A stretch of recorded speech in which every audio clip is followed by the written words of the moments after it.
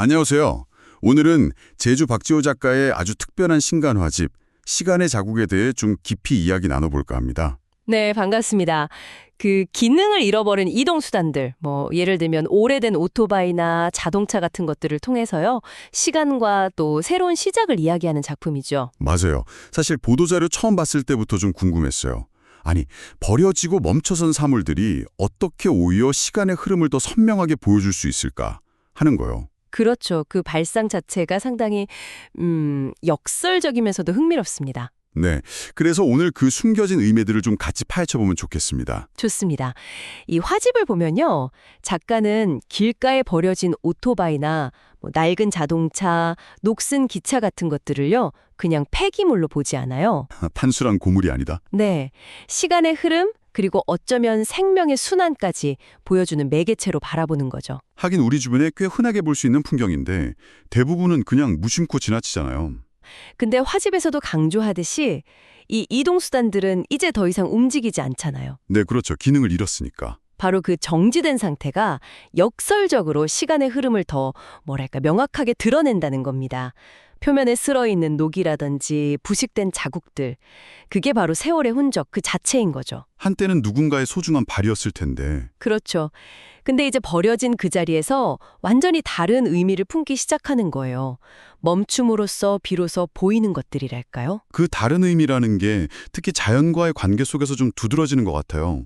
화집 속 이미지들을 보면 고철더미 위에서 풀이 자라나고. 그런 장면들이 있죠. 폐차 안에 동물이 둥지를 튼 모습이라든지 아니면 해조류에 뒤덮인 자동차 같은 것들. 네, 맞아요. 바로 그 지점에서 이 작품이 인공물과 자연의 경계, 또 죽음과 탄생의 순환이라는 좀 더 철학적인 주제로 나아갑니다. 아, 단순히 낡은 것의 모습만이 아니라. 네, 작가 본인도 출판 소감문에서 비슷한 이야기를 했는데요. 결국 인간이 버린 것들이 자연 속에서는 새로운 쓰임새를 찾는다는 거죠. 식물에게는 보금자리가 되고 바닷속에서는 산호의 터전이 되기도 하고요. 어떻게 보면 모든 끝은 새로운 시작을 내포하고 있다. 이런 메시지 같기도 하고요. 정확합니다. 생명의 끊임없는 순환을 보여주는 거죠. 자연의 섭리 같은 걸 시각적으로 보여주는 셈이에요. 근데 사실 어떤 사람들은 그냥 낡고 부서진 고철 덩어리, 좀 우울하거나 쓸쓸한 풍경으로만 볼 수도 있지 않을까요? 충분히 그럴 수 있죠. 저도 처음엔 그런 느낌도 받았으니까요. 근데 작가는 여기에 아주 중요한 요소를 더합니다.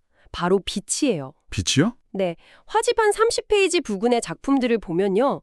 이 유한하고 어쩌면 죽음을 상징하는 듯한 버려진 사물들 사이에 빛을 그려 넣었어요. 아, 이게 뭘 의미하냐면 낡고 버려진 것에도 어떤 희망 혹은 새로운 아름다움이 깃들 수 있다는 걸 암시하는 거죠. 어둠 속에서 빛이 더 밝게 보이듯이요. 빛과 더불어서 물에 대한 해석도 상당히 인상 깊었어요. 물은 생명의 근원이기도 하지만 동시에 쇠에게는 부식을 가져오잖아요. 죽음을 앞당기는 거죠. 아, 맞아요. 그야말로 양면성입니다. 물은 생명을 가능하게 하지만 또 쇠를 부식시키면서 소멸을 재촉하죠. 네. 작가는 여기서 창조를 위해 파괴하고 또 살리기 위해 죽이는 어떤 자연의 순환 법칙, 그 이중성을 읽어내는 것 같아요. 아름답지만 동시에 좀 서늘한 진실이죠. 듣고 보니 결국 이 모든 이야기가 유한함이라는 키워드로 모이는 것 같다는 생각이 드네요. 네, 맞습니다. 화집 후반부로 가면 그 주제가 더 명확해지는데요. 인간은 유한함 앞에서 허무함을 느끼기도 하지만 동물들은 그냥 그 순간을 자유롭게 살아간다는 이야기도 나온다고요. 네, 아주 중요한 통찰이라고 생각해요. 시간 앞에서는 사실 모든 것이 변하잖아요. 영원한 건 없죠. 가장 단단해 보이는 것들도 결국은 쓰러지고 맙니다. 근데 이 피할 수 없는 유한함이라는 진실이 역설적이게도 우리에게 시간의 소중함을 일깨워준다는 거예요.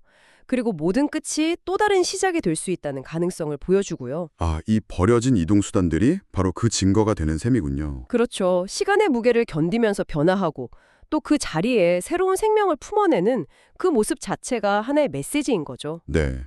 정리를 좀 해보자면 박주호 작가의 시간의 자국은 이 버려진 이동수단이라는 독특한 소재를 통해서 시간의 흐름, 또 끝과 시작의 순환, 자연과 인공물의 관계, 그리고 유한함 속에서 발견되는 어떤 아름다움 같은 그 깊은 성찰을 우리에게 건네는 것 같습니다. 맞습니다.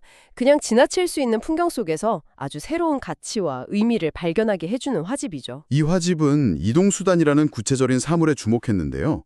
이걸 좀 우리 삶으로 확장해서 생각해 보는 것도 의미 있을 것 같아요. 네, 그렇죠. 혹시 뭐랄까 우리 삶 속에서 이미 역할을 다 했다고 이제 멈췄다고 생각했던 어떤 것들 있잖아요. 오래된 물건일 수도 있고 어쩌면 지나간 관계나 생각 같은 것들. 네네. 그런 것들이 시간이 흐르면서 예상치 못했던 어떤 새로운 쓰임새나 의미로 다가왔던 경험 한 번쯤 떠올려 보시는 건 어떨까요? 네, 분명 흥미로운 질문이 될 것 같습니다. 각자의 시간의 자국을 찾아보는 거죠.